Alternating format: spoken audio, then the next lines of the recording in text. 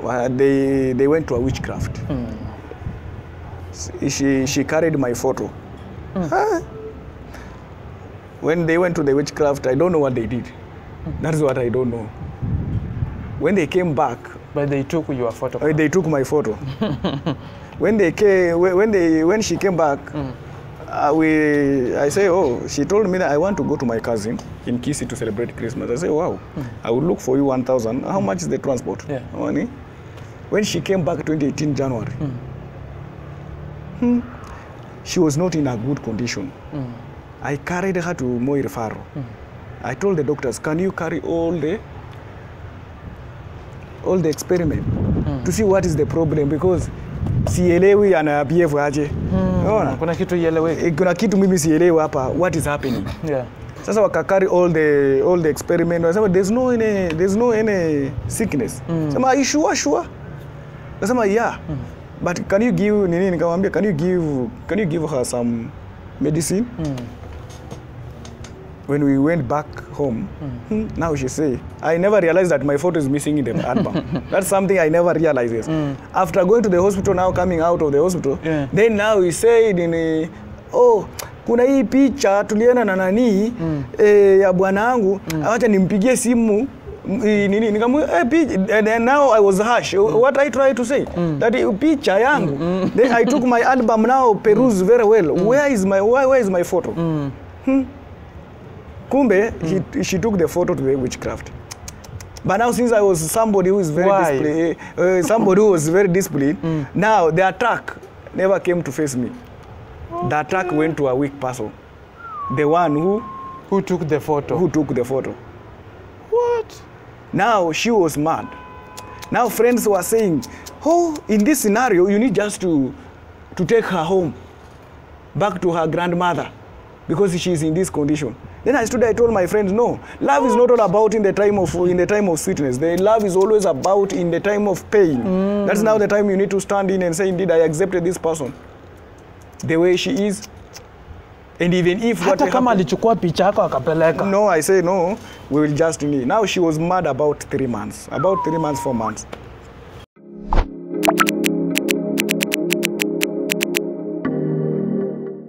Meaning sisters, there were about 5 sisters. Now about the rest, they had already separated from their first marriage. None apart from my mother. And I realized that this mother of mine, she had a revelation, because she was a God-fearing woman. We used to go to church, like it was a routine. You cannot miss to go to church. My mother made it every as a Sunday. mandatory. You are there. You are there. Yeah. She loved God so much. Then I came to realize that because she had loosened her first marriage. Now this one of my father was the second marriage, because there is my elder sister from another father. But on our side we are 3. We are 4, but 1 died from this father of ours. But I can testify that indeed my mother died while in her marriage. The second one, she never lost that marriage. She died while in her marriage. The point behind is that she was very keen to see that indeed when this pattern, if this pattern continue like this one, even also my daughters will face the same problem in their marriage. Now my mother was very keen as far as the marriage was concerned. She was ready to make the right decision. It was not an easy journey. I, as a small boy, they were having quarrels. My father was an angered man, but she understood on how to manage. It's just to understand how to manage. How will you manage your marriage? The people who interfere with your marriage, how will you handle them? Because there are advisors also in the equation. They tell you, oh no, you never made the best decision. Now, what you as an individual, what is your way forward? she was not ready to lose her marriage because she had understood in the Bible, in the book of Lamentation 5:7, that our forefathers sinned and they are no more. And she took that step of now being the first person to champion that even if my sisters have lost their marriage and I have gotten the revelation of this word, I will not allow to be part and parcel. I will not allow my generation, this sequence to continue. And for that reason, I always appreciate her. I always look and say, indeed, she was a wise woman.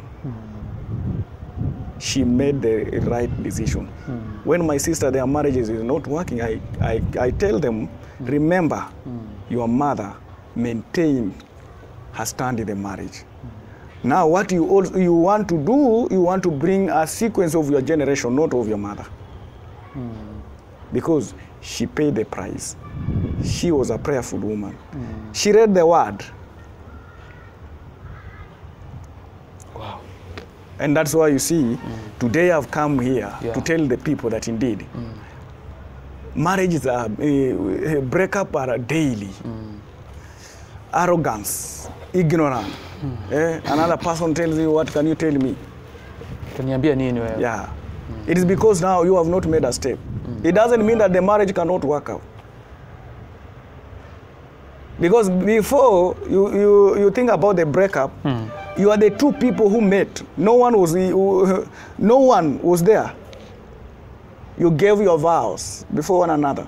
You agree that this journey, we shall walk this journey. Yeah. No matter what, in pain, we shall walk this journey. What happens? Now the moment you are angered.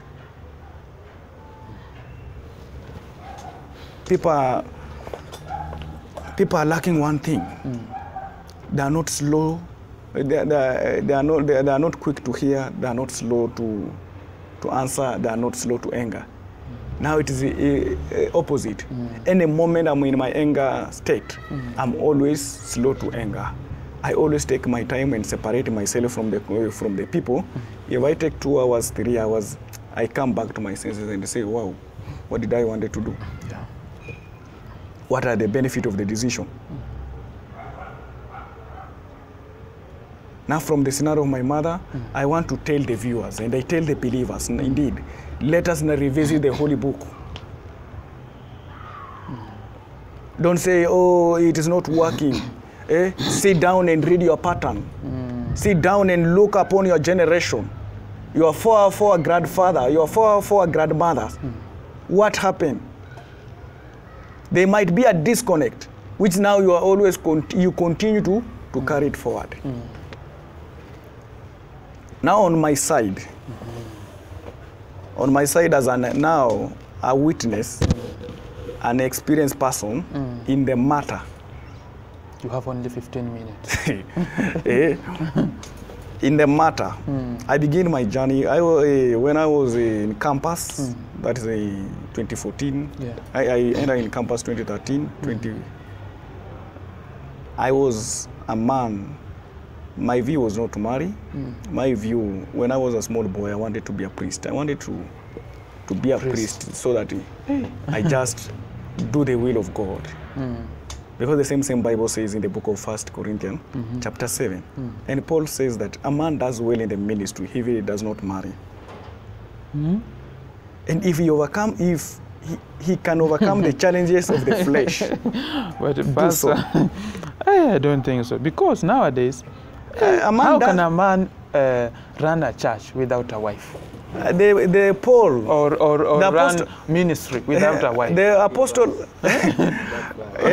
apostle Paul, when he was writing the letter to the church of Corinth, 1 Corinthians chapter 7 verse 1, he says that a man does well in the ministry if he does not marry, but if he can overcome the challenges of the flesh. Especially those challenges. You see, if you can overcome the challenges of the flesh, it cannot hinder you from preaching the gospel. But it's very hard.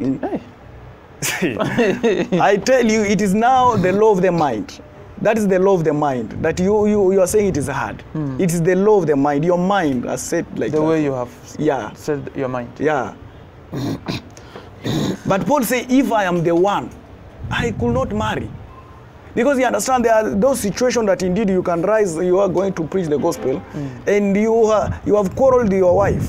When you are standing before the podium, you are standing before the altar of God. You are already contaminated in the heart. What you are preaching to people, already your heart is far away. Somebody has already scratched you. That is why Paul is saying that one. Wow. Now that was my decision that I wanted to be a priest. And I pursued my education in Catholic school. Yeah. And the priest used to tell me one thing. You want to be a priest? I told the priest, yeah. Then you need to forget about women. I say, is the only that is the only qualification, or is there any other qualification? He told me that one is the greatest challenge. If you can overcome the challenges of the flesh, I assure you, you can be a priest. And I was now saying that I will work upon it. I say I was more than sure that indeed I will become a priest. But due to the financial crisis of the family background, I was not able to achieve what I wanted. Because of money? Yeah, because of money. Now, when I joined the university, I was still a clean boy. I was still a man focused. And one of my friends told me, my brother, and are you still dreaming to become a priest? Say, why not? Say, no, it cannot be possible. In fact, I never knew how to approach a lady, then make a lady accept me. I asked him, how? How do you proceed to that extent? He told me, that is a simple thing. Now, we used to work together. We used to go and approach ladies together. At that moment, I used not to go to church because I was a Catholic, then later on converted to Worldwide Gospel Church, that is in 2013. Now, I never had that zeal of now going to church, but I was not a person who can be influenced by the peer pressure, who can be influenced by people. No, I had my own principles.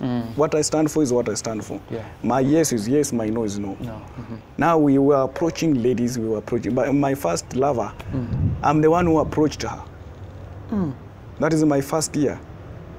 I'm the one who proposed and said, indeed, I love you. She accepted. Now immediately, since I do not have that foundation of now, that indeed now, I say it is well and good. We were in a relationship. Yeah. I dated another lady. We were in a relationship. I dated the third lady now, that is in 2015. I accepted. Back to back. Yeah. I said that indeed, let us walk this journey. The lady was willing. I told the lady, I'm now. Huyo akikataa unachukua mwingine unasonga mbele. Man of God. Now, the 2015 lady, we sat down, we agree. Yeah. I told the lady, we will date. I will not marry, we will date. Because I'm now a third-year student, it will be very impossible for me to tell you I will marry. Yeah. And you understand the life of campus. The life of campus, indeed, you don't plan for marriage. A lady can just come to your room. Life can begin from any angle. But I told the lady, indeed, it will be very impossible for me to marry you at this moment. Yes. Because I'm a third-year student. Yeah. If I was a fourth-year student, it could be another story. Better. But now the lady was very, she used to force issues. And I told the lady now, since now I have been adopted by the bishop of Worldwide Gospel Church, how will this save you? That I pay my school fees, you have gone to marry. Will it make any sense to go and get away? As in, I was sitting and now looking at the issue and saying, I'm now the bishop. I've paid your school fees. Then you come tell me that now there's a lady I've loved, and this lady, I'm marrying the lady. I want to marry her. And I'm a third-year student. I can now imagine a third-year student can sustain a marriage. It looked very difficult, but the lady pushed these things. 2016, the lady told me, the lady was also an orphan, but she was brought up by the grandmother. She told me now, my grandmother wants to see the man I'm dating. Say only that one. She wants to see. I never had money at that moment. Then I told a friend of mine now, how can we go, even if he's not the mother, he's the grandmother, how can we go empty-handed? He said, you have to go with something. Yeah, we need to go with something. Yes. Now, I used to prepare the cash book for women, chamas. Now, when my earner appearance to prepare for them the cash book, they used to pay me 3,000. Now, when I appeared to and prepare the cash book for them, they gave me 3,000. And I told my friend, what can we do with this 3,000? Yeah.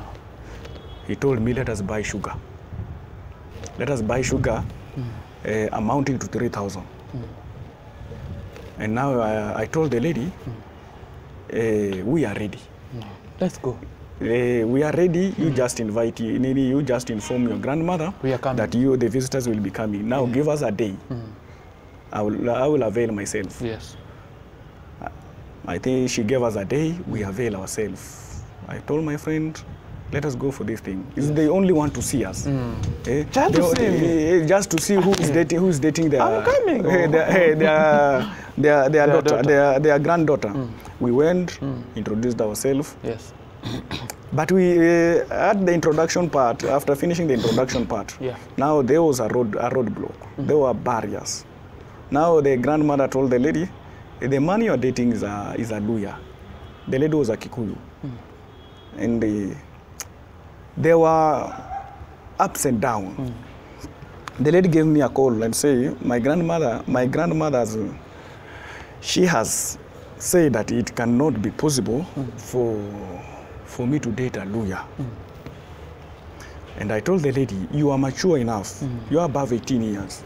You can decide. And I don't also want to become a barrier between you and your family. And if your family does not endorse the man you have chosen, I give you a leeway. Please, can you agree with them? They might have a better option than this one. They might have major reasons why they are rejecting this man. The lady said, no, I will not abandon you. Wherever you go, I will go with you. I say, are you sure? I say, are you sure? If the parents say no, there's an issue there. There's an issue. He say no. Now it started ups and downs. And now he say, no, I shall come now, we live together. Boss. I look at this decision, I say, and my parent will not accept. I told her, my parent will not accept. I, as a man, to take you illegally, not using the formal religious wedding ceremony. I don't think it will work out. She said no. She said, if you refuse, I will kill myself.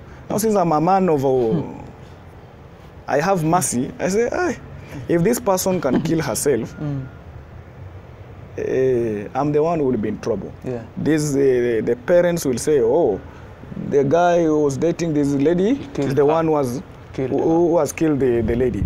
They might raise a case that indeed it might also interfere with my destiny. True. I say, don't kill yourself. We say, now, if you don't want me to kill myself, it's now I will be coming. Marry me. You marry me, I will come, we stay together.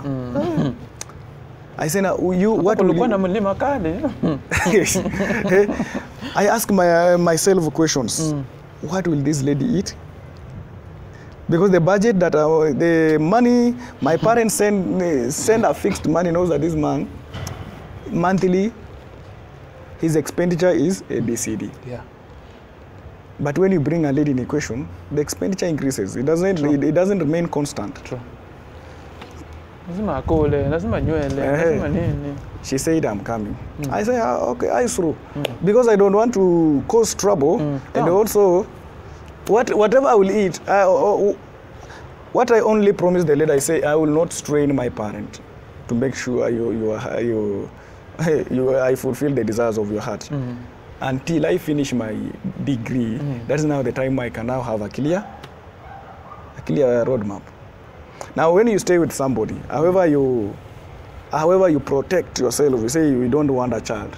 Now, on the way 2016, around August now, she was pregnant.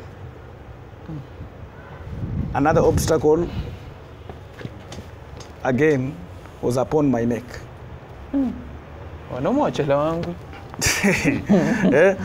Now I ended in my fourth year, the year 2016. I say, I through. By the time the woman gave birth, I will have now finished, or I will be almost finishing my degree. Yes. I would be in 4.2 final race. No problem. I will struggle as a man to fulfill what. We walked the journey. Yeah. The journey was not slippery. At the end of the year 2016.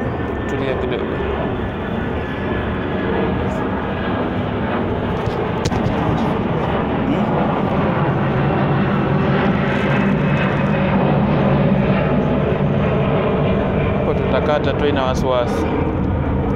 Kwenye editing tunakata tu.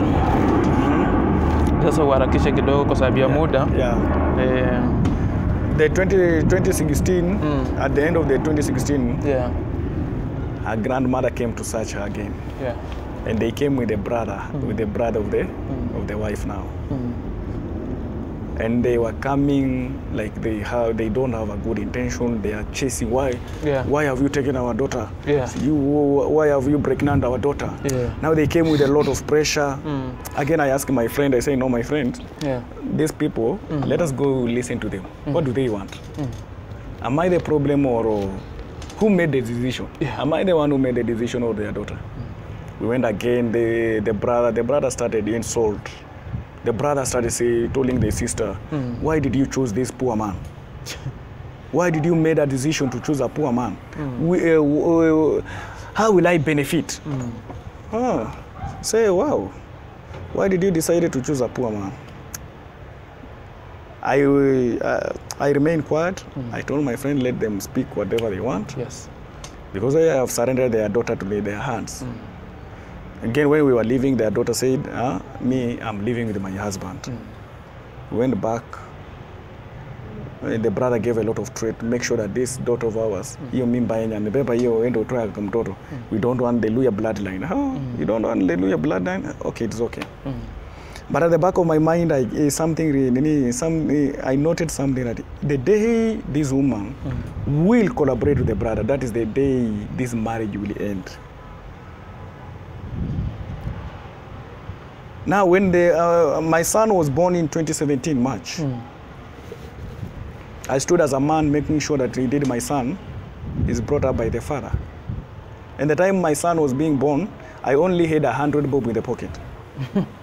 The man that can make sure that the wife goes to Moi Referral Hospital, she gave birth safely, and it was free maternity. And now, when they were discharged, I made sure that indeed they have arrived in where we were staying safely. 2 weeks to examination. I was to sacrifice to go from Mujengo to make sure that indeed the family eats. And I postponed that indeed I will do special exam. Because this family is supposed to eat, the woman has given birth, I should make sure that indeed they stand. It was around 2017, July, I became sick. Now where I was doing my attachment, they decided I can go 1 week, the following week I'm sick because of health problems. Now there's a time I was totally sick, seriously sick, and I was rushed to Moi Referral in the midnight by the ambulance. But now, when my boss asked, where is Isaac? And my wife said, my husband was sick and is still sick, he's yet to recover. And say, wow. When my boss saw my wife and the child was around 3 months old. He said, wow, your husband is sick. Yeah. Now when I was not stable at all, but I can now walk, I can go to attachment, my boss called me, Isaac, you are sick. I explained myself, I'm still sick, and this is the complication. His students say, I will make sure that I put a smile on your face. Because it will be very unfair for this small boy to have a single parent at this age. Yeah. He organizes, I went for operation 2017. I was operated 2017, August. Now when I came out of the operation, since my wife knows now this man is operated. 2017, she began now having advisors. Now the man have completed my degree. The first advisor told my wife, inafaa manipulate huyu mzee wako, so unaona wangu nikisema hivi anafanya. Nikisema hivi anafanya. Now my wife akamuuliza what did you do? Kamwambia mimi nilienda kwa mtu fulani. Sasa out of my conscious they went to a witchcraft. She carried my photo. When they went to the witchcraft, I don't know what they did. That is what I don't know. When they came back, but they took your photo. They took my photo.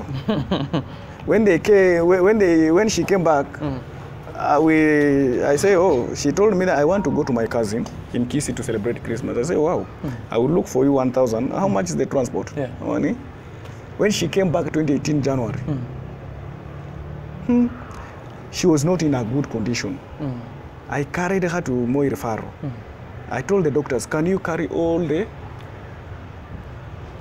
experiment to see what is the problem, because sielewi ana behave aje. Kuna kitu ielewe. Kuna kitu mimi sielewi hapa, what is happening. Yeah.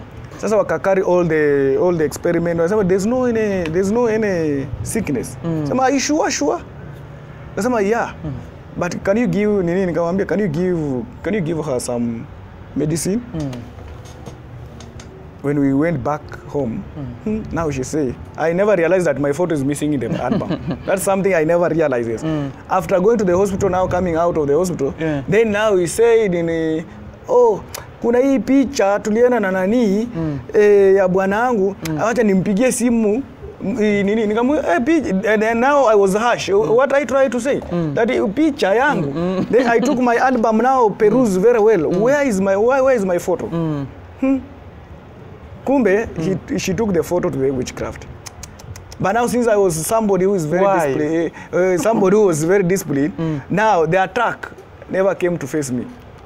The attack went to a weak person. The one who took the photo. What? Now she was mad. Now friends were saying, in this scenario, you need just to take her home, back to her grandmother, because she is in this condition. Then I told my friends, no, love is not all about in the time of sweetness. The love is always about in the time of pain.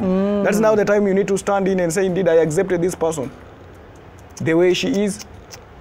And even if what happened, no, I say no, we will just need. Now she was mad about 3 months, 4 months. Now since I was not a deep Christian, I used not to go to church. I called her pastor. Look at your mushrika. Is now mad. The pastor ran away. Yeah. The pastor came and prayed for one day. Then she ran away. When you call the pastor says, I'm not within. I've gone to Busia. Say, kumbe niko hapa. Amekwepa because I came. What is happening now? Now when she continued going for prayers. After, now I used to, when I go to work, I take the child, I take her. They go to my friend because she cannot take care of the child. She cannot wash the child. She is saying, I'm seeing sijui naona nini. Usiku na mwambia mimi na mtoto hatuoni kitu, wewe unaona nini? Yani what are you seeing? Sisi hatu. I carried her back to the hospital again.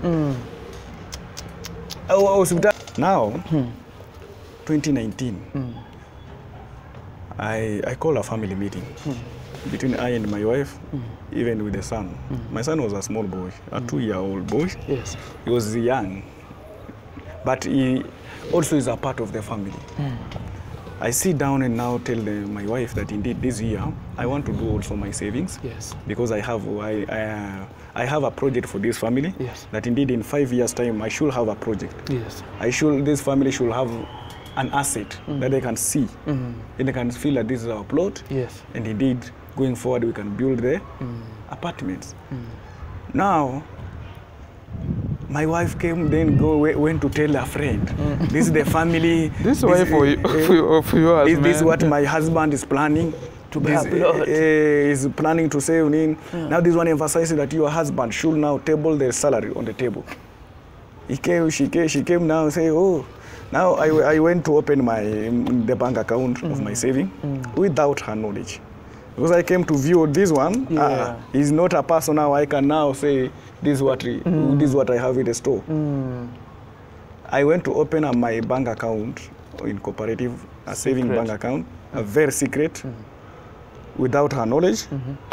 What I only maintain, I say, indeed, do you eat? I pay the house rent. Yes. I make sure that indeed the boys are okay. All the bills I pay. All the bills I pay. Yeah. The rest, leave it for me.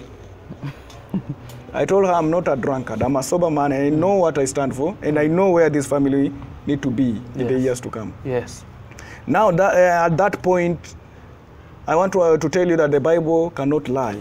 True. It says in the book of Proverbs chapter 13, verse 20, that when you walk with the wise, you shall not desire to be wise. You shall be wise too. Yes. But when you walk with the companion of fools, you shall not desire to be a fool. You shall become a fool tool. True. Now, the people you walk with, they can determine the fate of your marriage. Now, she began now being complicated. The business is down. I bump back my finances back to the business. Then I tell her, for how long will I bump back my finances to the business? She's not committed. She's more of sitting down and gossip. She's more of being given stories. She was not more of to see the bigger vision of the marriage and seeing the bigger vision of her generation. And this is what I want to advise women of this time. Yeah. That indeed, they have a debt to their generation. You make a decision, it will cost your generation. True. It might not cost the man. If I die today, I will be buried. Mine is over. Well. But now the people who remains behind are the one who will face the greatest task. They will suffer. Yeah. If you sit down and say, my brother, or my sisters, yes. I want to assure you, the day I buried my mother, 1999 January, I've never seen my uncle, the brother to my mother. The time my mother was alive, the brothers, they used to flow at our home. Our daughter, our sister. But the day my mother told the world goodbye, it was my last time to have a conversation with my uncle. It gave me another understanding that indeed, even your brother will never have a concern about your generation when you leave. Even your sister, the one you say, my sister said, my brother said, my mother said, your generation will suffer. You need to lay a foundation. Nakupigia makofi hapa. You need to ask yourself as a mother of the family, this is my husband. Yes. The year is coming to an end. Is there any tangible thing? God forbid, if he dies, is there any tangible thing he has left for the family? That if your husband dies, you will not go for another marriage. You will now know, hey, I have an apartment. It can now sustain the children. It can now pay the bills of the children at school. We do not ask ourselves those questions. What we always ask, we always say the present. Women, they focus about the present. They don't focus about the future. Wow. And that's what is affecting. If today you do something good to a woman, and out of 10,000, she will call you all sorts of good names. Yes. My sweetheart, my honey. But if tomorrow you fail, she will say, which kind of a man are you? You never planned. You never knew that tomorrow we will need to eat. But it's the same woman who yesterday you spent the entire 10,000. She has already forgotten. They are easy to forget. They no longer sit down now. They no longer sit down now look upon the future of their generation. And I want to tell the viewers that indeed they owe a debt to their generation. They owe a debt. There are moments now your son will rise and tell you, Mommy, my dad is not died. Now, what is the inheritance? You will not give, you will not give your son stories. Your son will want to see the tangible things. True. And I want to challenge them. I am a man with experience. That indeed I can imagine when my mom dies, what I've passed through. I can imagine if I die, what my generation can pass through. And that's why you never want to waste any single time to see somebody want to tamper with the life of my generation to come. That's why I always am very, very focused as far as my marriage will concern, my generation will concern. Now, 2019, I used to go for prayers. I used to fast every first weekend of every month. I used to go for prayer mountains to have a session of prayer, to have a bond with my God. My son knew the my calendar of event. He knew that my father, every day when he comes from job, 7 to 8, he always go for prayers daily. That is your son? That is my son, a 2-year-old boy. He understood how I operate. 2019 around it, let me now say May. Let me not use May. Let me begin on March. Okay. My wife said, oh, can you bring your sister? I said, my sister doing what? Oh, there's a lot of work. I say, which kind of work are you talking about? Yes. I'm on the side of business, even the child. I said, this child is 2 years old. Yes. I say, no. I brought my sister.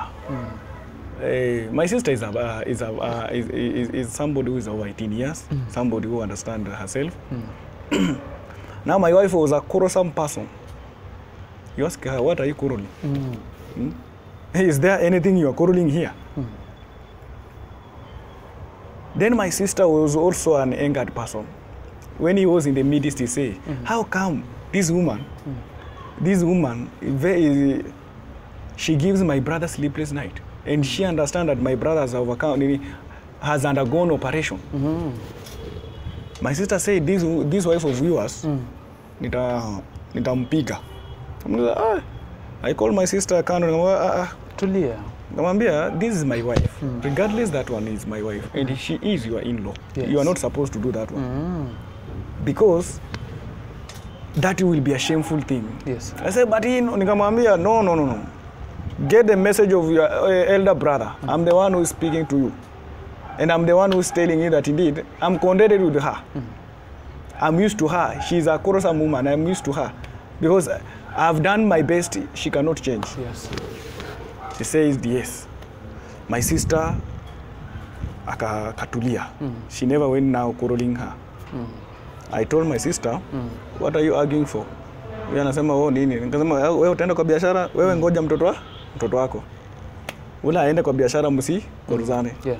Nikasema to my wife, you are my wife. To my sister, I'm your brother. Yes. All of you, you are mine. There's no one I can stand now and say wewe wewe ni wangu, wewe sio wangu. Let us just sit down, agree to one another. Yes. You are one family. Hiyo ikakuwa inaenda hivyo, huyu simemtuliza. Yeah. But now since that 2018, the end of 2018, they went and meet with the brother. She went to their home, Eldoret. I allowed her. Kasema wamesema uende waone, enda wacheke. Yeah. Nikampatia fare nini. But when she came back, now the brother used to stay Kware. Now the bond has now come together. At the back of my mind, I say, now here, let me prepare for the worst thing. Every moment you quarrel, I'm going to my brother. Every moment she rises up, I'm going to my brother. I say, oh. Now that it was around May 11, if I can remember, I was on a prayer mountain. Yeah. She gave me a phone call. Oh, kuna hii pesa nimeuza hapa kwa biashara na my brother amenipigia simu anataka nimtumie. Oh, nikamuuliza mwambie but unataka kutuma biashara, where will you get the stock? Ngoja nirudi, you sit down, whatever will remain extra that cannot affect the business, send to him. Yeah. I don't know what they talk. When I came back on Sunday, I was very happy. I wished them a happy Mother's Day. I bought a gift for them. Say, enjoy your happiest Mother's Day. Yeah. On Monday, I went to work. When I went to work, I was sick, then I came back. They had already talking to the brother, but I never knew the conversation. On Sunday evening, she started saying, this kid is sick, and the father does not want to buy medicine. I said, this son of mine, nimekaa hapa na yeye, tumecheza hapa na mtoto. Sijaona noma yote. Kwani mtu mgonjwa, what are the signs and symptoms? Mimi as a mature person cannot understand this son is sick. And she gave the brother the phone. Now the brother is quarreling, shouting, mpe simu. I wondered which kind. Mtu aina gani? Huyu anaongelesha aje mwanaume mwenzake. I also have sisters, they are married. I cannot handle their husbands in that manner.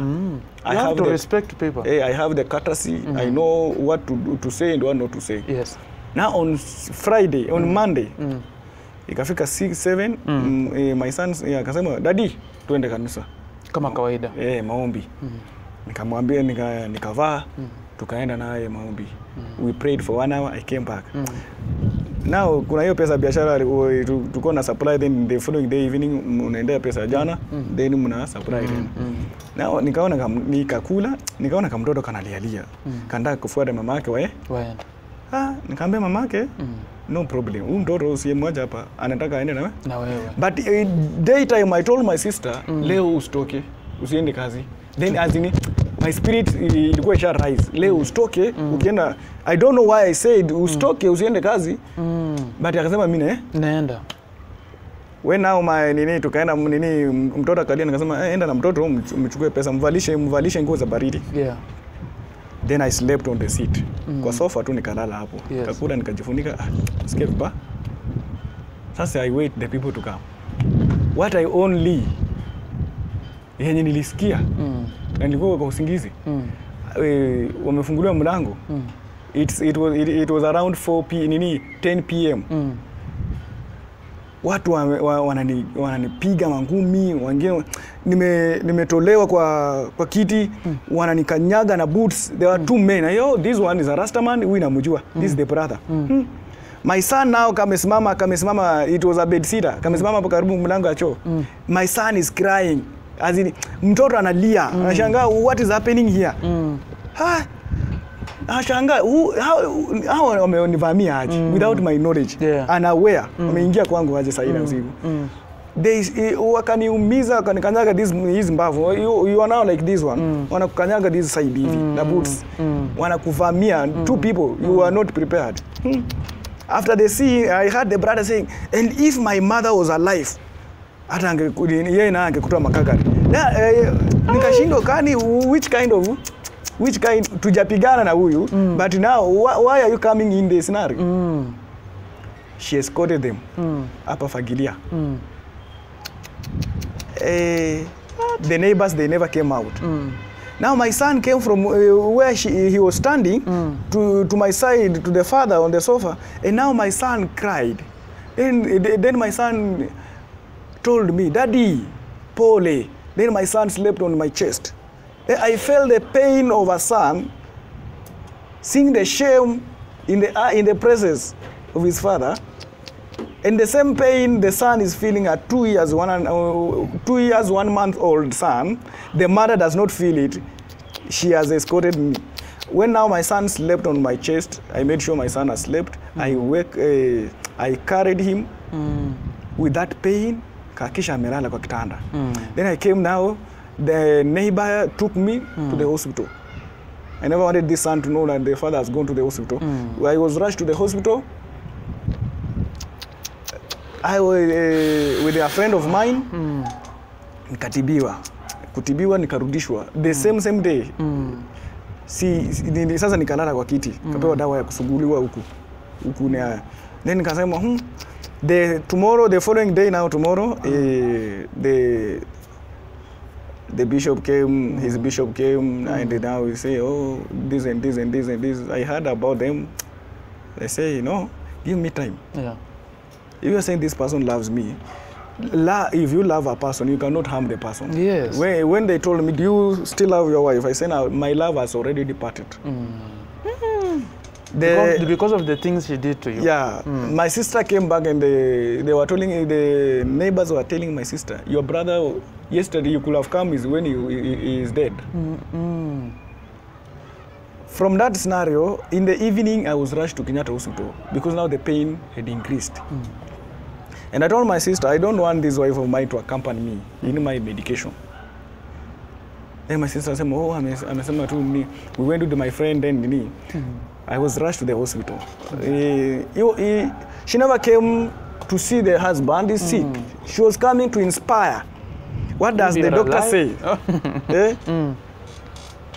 When the doctor is saying that X-ray, she wants to know what, and they are still communicating with the brother. Akoje, atapona. Yeah. I told my friend, can you monitor those conversations? Yes. And I came back from the hospital. I relaxed. I undergo treatment for about 1 week. But I asked a certain mzee, that mzee, I know you are old and you can understand what I'm passing through. You might have know somebody who has passed through this situation, and you can give me enlightenment. Yeah. This mzee, when I explained to the mzee said one thing, that your wife wants to make you powerlessly in your own house. This is what, when he says, do this one, you do. So, yeah. I said, oh, is that the point? I kept quiet. Now she never knew already. I have now the message. I understand now what is her intention. Yes. I'm not going to work. I'm on the sick bed. Now she can wake up in the morning and say, hey, leo sijakunywa, leo tena unui escort. Now the man is on sick bed. Undaka tena ndawarudisha. So I said, oh, tena utawarudi? I pardon, tena utawarudi? I told her, now this one I want you to write it on the tablet of your heart. I go to church, but now it has reached a moment now, I will take the decision, which you have never imagined this man can never take. She brought the brothers knowing that this man is, I undergo operation now, I'm weak. Yes. There's nothing I can do. I told her now I narrow my option. When you bring them back, there are two things now. Either they kill me, I go to mortuary, and they go to community prison, or I kill them. I go to community prison. They say, you cannot. Now, the following week I went for prayers and I tell God, you are the same God I serve. They came at night. This time round I want them to come daytime. If I am the problem, let the people see I'm the problem. Yes. If she is the problem, let it be known to the people. Yes. This man is the problem. The following week now, she brought them again back. I have gone to work. Now I've come lunch. Sasaba. My son was standing on the pavement. Kaona daddy. I said, daddy. That happiness the son. Since I told the lady that indeed, sasa umenifika hapa. Hata sijapona, lakini sasa umenifika. Nikachukua chuma. Chuma ile mzuri tu. So amekuja. Ile chuma iko hivi na imeenda hivi. Sasa nikasema hapa sasa mimi sitaki kujua ni mimi nitakufa ama ni nani. Nikatime huyo ndugu yake hapa. Haino nikimgonga hapa, ikimshika ni hivyo. Lakini akajislide hivi, ikashika mapaja. Now people came, this fagilia, they came, what is happening here? Watu wanapiga duru, ni vita zina happen hapa. What is happening here? Ndio. Wakanipasua hapa. You see here there's kuna alama hapa imeshonwa. Wakanipasua hapo. Vita imeamuka hapo sasa. The entire utawala, these ufagilia people, they came, the business people, they started asking, sasa I'm bleeding. Yeah, I'm bleeding. Sema wewe wakanieka kwa pipi kwanza wewe enda kwa hospitali wakushone. Now the mob justice also have come. They're asking, nyinyi ni wapi? Why have you come to harm one of us in utawala? You come all the way from Kware. Now when the mob justice wanted to work on them, now the police came. The police rescued them. Kwa hivyo waliponea tu kidogo. Yeah. Nikashonwa. The doctor said, indeed, you serve a mighty God. Sai we could have been speaking another story. Sai ungekuwa mochari. As in here in medulla oblongata is almost closer. Nikashonwa, nikarudishwa. They went and started now propaganda, police telling police, what has happened. I'm in the hospital, police are making phone calls. That is, uko wapi? I'm in the hospital. Mbona mungoja hata nishono nimalize ndimukuje mniulize hiyo maswali. Now the scene, when I came out clearly, I say now, I will not tolerate this nonsense. Wale brother akamchukua akaenda huko. They came to the police, we spoke when nikamwambia police, I am the man of the house. Huyu mtu mwenye ananiletea mandugu zake hata sijawahi beba mkono kumpiga. We have stayed in this marriage for 3 years. na misbehave severally. But I as a man have not rise and use that power kumu. But mbona anifanyie hivi? If you are tired with somebody, you don't harm the person. You just walk out. Yeah. When polisi wale wakasema huyo mzee, this guy anakuanga na mademu wengine, ati wengine kauliza do you have a proof? At what time mwingine my friend akauliza sasa wewe tunaendanga naye kazi, akitoka kazi anaenda kanisa. At what time does this person have time to date other women? Nasema sijui nini. Nikasema I will call my pastor to come also testify so that you testify. Ule askari akasema can you come tomorrow? Akasema yeah. Nikapigia when we came with the pastor, they never appeared. They were the police gave them a phone call. We stayed there 3 hours, we spoke, we say have you seen now? Have you distinguished where the truth is? After 1 week, she went back at home. I was given a phone call with my in-law. Kuja utembe Loret. I went, I squeezed my time, I went. I find I saw this is my son. Yeah. What is now my son doing here? I knew the son cannot be here without the mother. Kaona mama nini. Now my in-law saying now we need to talk. But that incident that indeed the son saw at night, they are harming the father. The son now carry the incident. Now you are seeing kids wakikuja kunichezea, he is blocking them. Usikaribia dadi yangu. Watu walimvamia wanataka kumhamia azini that incident kama mtoto kamebeba ati msikaribia dadi yangu. Washajua akikuja tena watakuhamba. Sasa the kid is blocking the other kids. Wasinikaribia. You want to harm my father. That incident was still killing the mind of the child, which is very bad. Mzimu. We sat down and the woman say, oh, is not providing nini. Yeah, nikamwambia this is what I do. I have a budget in my house. I always do everything. Yes. Which pengine waseme niwaandikie nyama. Unless kuna ingine lakini kuna chakula ya kutosha. Even people in Nairobi walikuja wakaangalia kwa kitchen, wasema unless wewe una stock nini. Unless wewe unataka mwanaume akufanyie kitu kingi. And now when those women they stood then wakamkemea hapo, she started saying now huyu anakatianga hawa mama wa vibaya wa kuuza mboga nini. Anabadilisha maneno. Sasa nikamwambia those ones they never saw any sense. Walimwambia even we differ with our husbands but we do not take the initiative to let the brothers to harm our husband. Pia wakamuruka. Sasa when I told God that God manifest daytime, God came and manifest daytime. Wow. Wakasema oh can you reconcile for the sake of the child? Nikasema but this person the agenda is to terminate my life. Now there's no my in-law said no, cool down. My brother said cool down, can you calm down? Nikasema give me time. But let her go back to her grandmother. I'm not speaking anything now. Yes.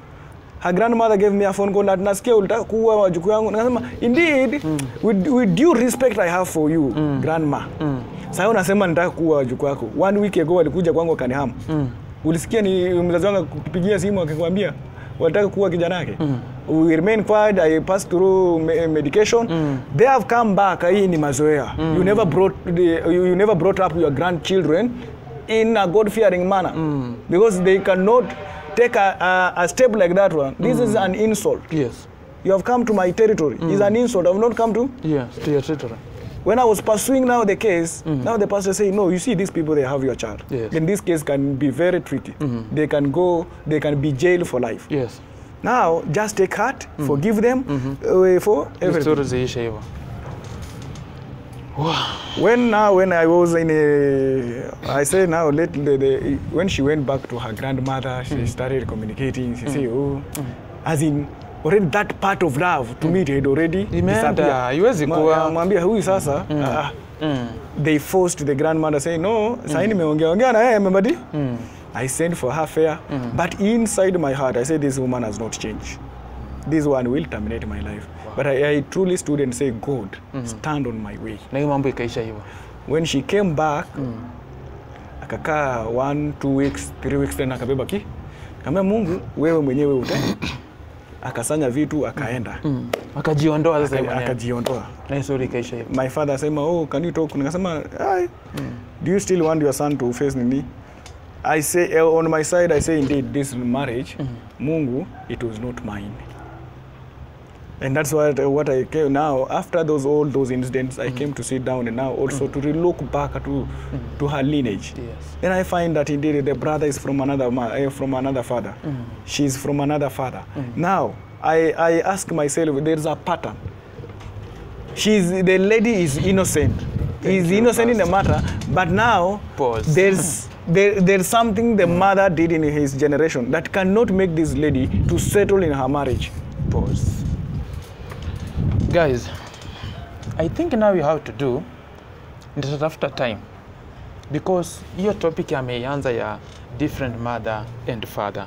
I think lazima I have good time to explain, because these things hata sio wa kwanza nimesikia akisema about kuoa watu ambao wana wazazi wote ama mama na baba wakiwa pamoja. So me that after time, I promise you guy, ndio niende nikaa naye chini, ndio sasa hii yenye ameianza tu about different parents. Sasa yetu tutakuja tuleta kama topic nyingine. But I hope umeenjoy this topic. I promise you nitamtafuta akulete this yenye imebaki, the remaining one, because I know the remaining one is the sweetest.